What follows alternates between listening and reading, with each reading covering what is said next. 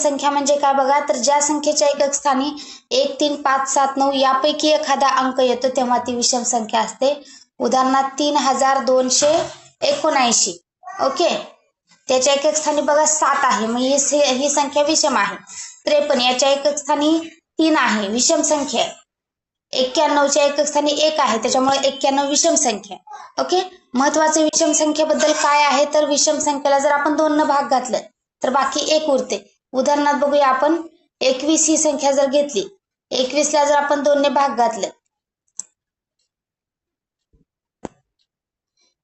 Okay, 10चा भाग जाईल, 2 10 20, उरला 1, उरला 1. म्हणजे विषम संख्येला जर 2 न भाग घातलं तर बाकी 1 उरतो, पण समसंख्येला 2 ने निशेष भाग जातो, म्हणजेच बाकी काहीच उरत नाही.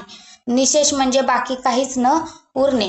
कोणत्याही विषम संख्यांची वजाबाकी, बेरीज आणि वजाबाकी समसंख्या येते, गुणाकार फक्त विषम संख्याच येतो.